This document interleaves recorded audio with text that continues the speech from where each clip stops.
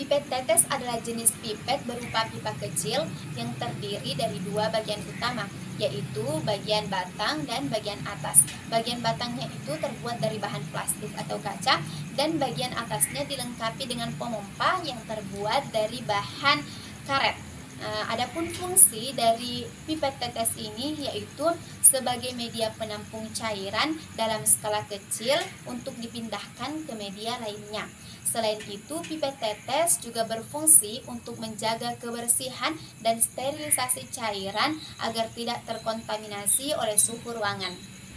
Adapun cara penggunaan pipet tetes yaitu langkah pertama, tekan dan tahan karet pipet agar udara yang ada di dalam pipet tetes itu keluar. Kemudian masukkan ujung pipet tetes tersebut ke wadah cairan dan lepas secara perlahan karet pipet agar cairan bisa masuk ke dalamnya. Dan yang terakhir, cairan yang sudah ada di dalam karet pipet tersebut bisa kita pindahkan ke wadah yang lain dengan cara menekan kembali karet pipet sampai semua cairan yang ada di dalam pipet tetes tersebut keluar. Hal ini terkadang perlu kita lakukan beberapa kali karena satu tekanan pada karet pipet biasanya hanya menghasilkan satu tetes cairan saja. Dan perlu kita perhatikan, setelah mengambil cairan menggunakan pipet tetes, miringkan sedikit pipet tetes agar cairan yang ada di dalamnya itu tidak menetes. Kemudian luruskan kembali pipet tetes saat memindahkan ke wadah yang lain. Dan perlu juga kita perhatikan, setelah menggunakan pipet tetes, jangan biarkan pipet tetes ini dalam keadaan terbalik. Batang pipet tetes berada di atas dan karet pipet tetesnya berada di bawah, agar karet pipet tetes ini terhindar dari cairan yang mungkin dapat merusaknya.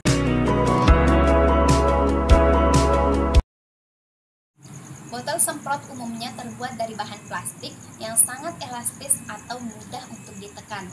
Adapun bentuk dari botol semprot ini layaknya botol biasa yang sering kita lihat, namun dia memiliki selang yang digunakan untuk mengeluarkan cairan. Adapun fungsi dari botol semprot ini yaitu sebagai wadah aquades, yaitu cairan penyulingan yang bebas dari zat pengotor, sehingga aquades ini tidak mudah tumpah dan berceceran di meja laboratorium. Adapun cara penggunaan botol semprot ini sangatlah mudah. Kita hanya perlu membuka tutup botol semprot, kemudian isi dengan cairan aquades, dan tutup kembali botol semprot ini hingga rapat agar tidak bocor. Nah, botol semprot yang telah terisi dengan cairan aquades sudah bisa kita gunakan untuk membantu proses pembersihan ataupun pengenceran dengan cara menekan botol semprot ini hingga cairannya keluar. Untuk keberhasilan pengujian, sebelum kita mengisi botol semprot dengan air aquades, pastikan botol semprot dalam keadaan bersih dari kontaminasi apapun. Dan perlu juga kita ingat, botol semprot ini terbuat dari bahan plastik yang sangat elastis. Artinya botol semprot sangat mudah bereaksi dengan bahan kimia. Karena itu sebaiknya kita mengisi botol semprot hanya dengan air aquades saja. Adapun penyimpanan botol semprot ini, karena botol semprot merupakan alat yang sering kita gunakan, jadi botol semprot bisa kita simpan dalam lemari pada meja demonstrasi yang menghadap mahasiswa agar mudah dijangkau, dan botol semprot ini tidak mudah terkontaminasi oleh bahan apapun. Baiklah, saya akan menjelaskan alat ketiga, alat laboratorium, yaitu karet penghisap atau pilar. Karet penghisap merupakan alat dari plastik atau karet yang berfungsi untuk menghisap atau mengambil zat cair dengan menggunakan pipet ukur dan pipet volume. Cara menggunakannya yaitu mengempiskan bola, menghubungkan pipet, mengambil zat cair, meneteskan zat cair. Cara perawatannya yaitu karet penghisap bersifat elastis dan tidak akan tahan terhadap panas. Baiklah, alat keempat dari laboratorium yaitu cawan Petri atau Petri dish adalah sebuah wadah yang bentuknya bundar dan terbuat dari plastik atau kaca yang digunakan untuk membiarkan sel. Fungsinya yaitu alat ini digunakan sebagai wadah untuk penyelidikan tropi dan juga untuk mengukur bakteri, hamir, spora atau biji-bijian. Cara menggunakannya yaitu sebelum digunakan pentingnya untuk memastikan cawan Petri dalam kondisi bersih dan steril lainnya. Setelah cawan Petri dalam kondisi bersih dan steril, selanjutnya kita memastikan media. Misalkan akan mengamati pertumbuhan bakteri, maka nutriat agar atau Na kita isikan ke dalam cawan Petri. Cara perawatannya yaitu cawan Petri biasanya disterilkan bersama dengan kertas saring yang ada di dalamnya. Menutup cawan Petri setelah memasukkan pembiakan bakteri agar tidak terkontaminasi dengan udara. Baiklah, saya akan menjelaskan alat yang kelima yaitu corong atau funnels. Corong terbuat dari gelas jernih, soda kapur, tetapi ada juga yang terbuat dari plastik.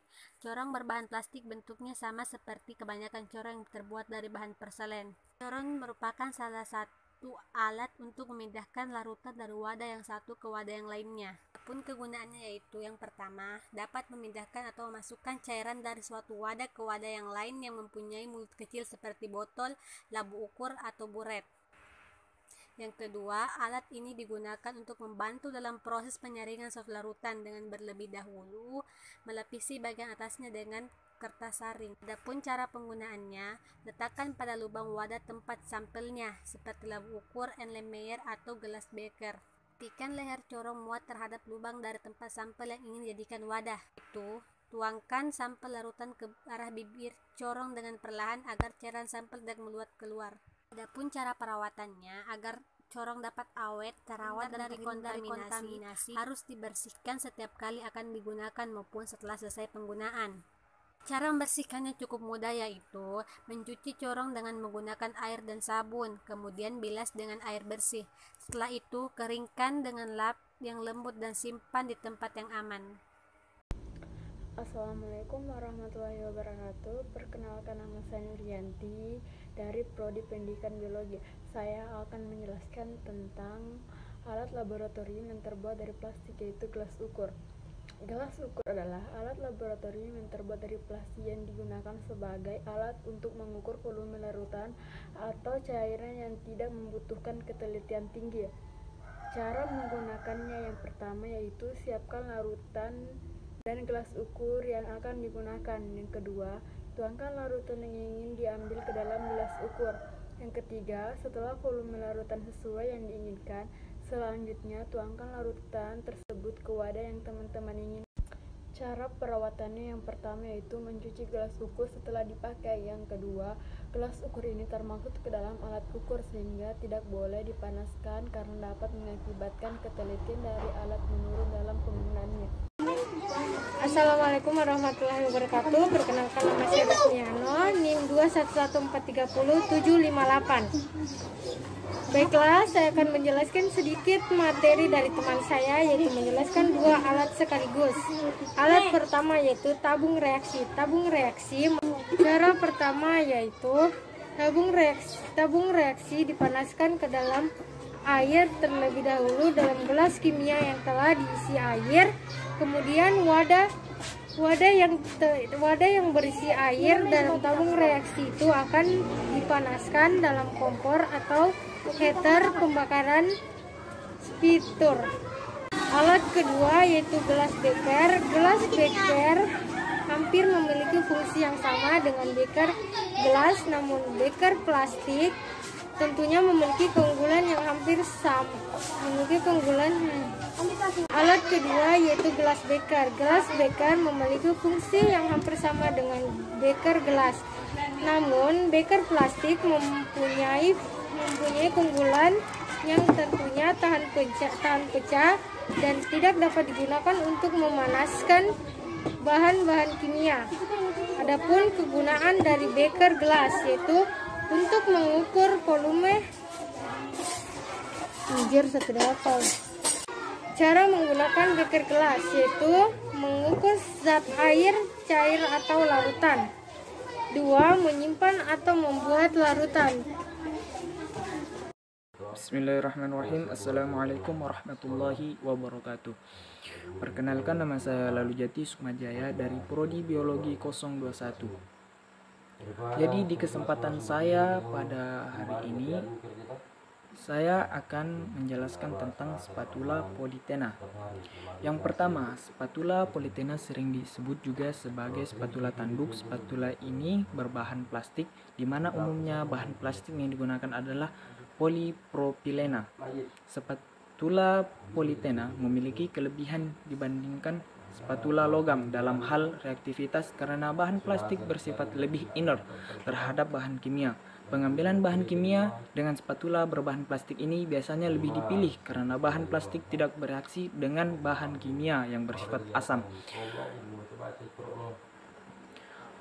Kegunaan spatula. Jenis spatula ini biasanya digunakan untuk mengambil bahan-bahan kimia berbentuk